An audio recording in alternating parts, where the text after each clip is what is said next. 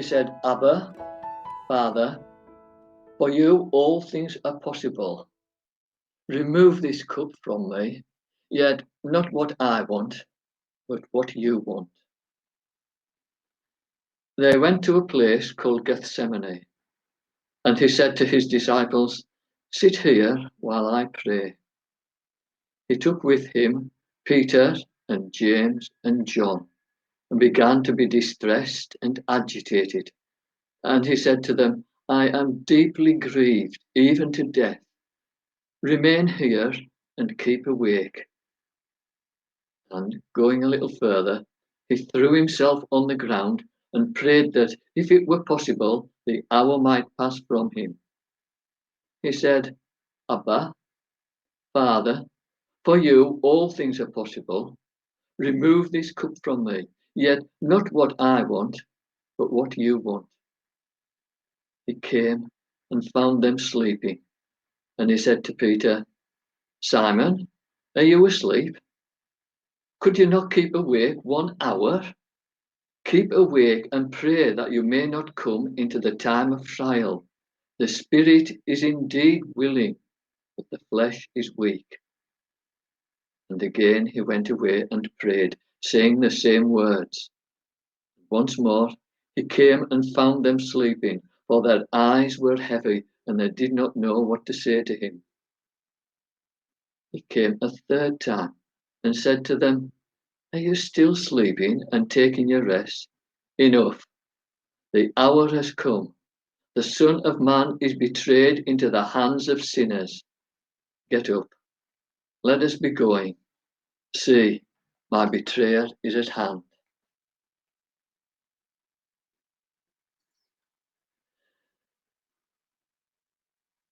Jesus and his disciples took leave of the city and headed for the Garden of Gethsemane at the foot of the Mount of Olives. On reaching the garden, he left most of his disciples at the entrance, taking only his 3 most trusted with him to stay and keep watch.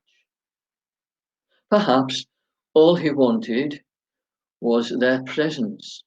Of course, he knew he was in God's presence, but recent events, the pandemic, lockdown, shielding, has shown us how in times of uncertainty we all crave for human companionship. But sometimes human frailty overcomes the best of plans and intentions, and we find that we are left failing, just like the 3 disciples. It's ironic that men who only a short period before pledged to die for him now couldn't even stay awake for him. They fell asleep, not once, not twice, but 3 times. None of us can blame them. Long days, the excitement, the tension, the danger had drained their strength and resolve. Nevertheless, Jesus had lost them to fatigue.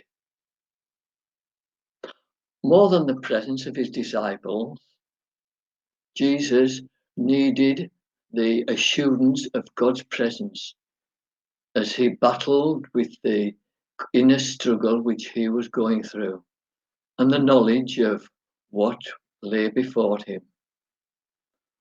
Unlike normal practice at the time of standing with hands in the air to pray, Jesus threw himself to the ground and prayed fervently that if it was possible, the time of suffering, the time of trial would be taken from him. Jesus knew only too well what lay before him. He didn't want to die. He was only in his 30s.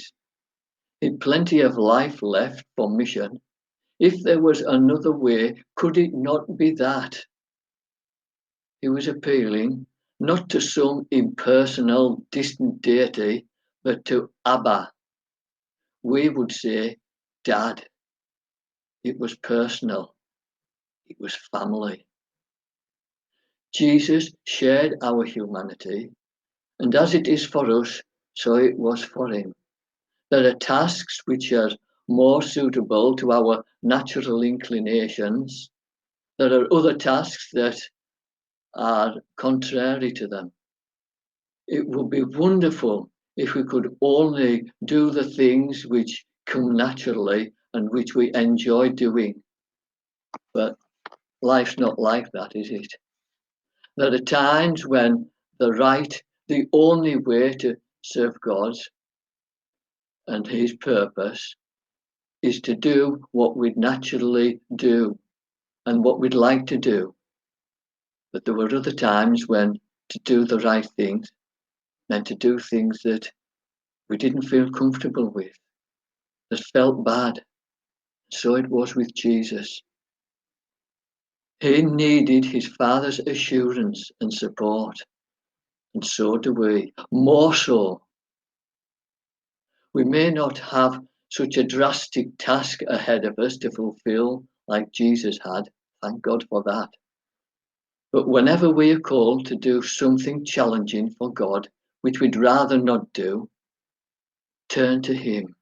Turn to Him in prayer. It's what Jesus did, and we can do no other.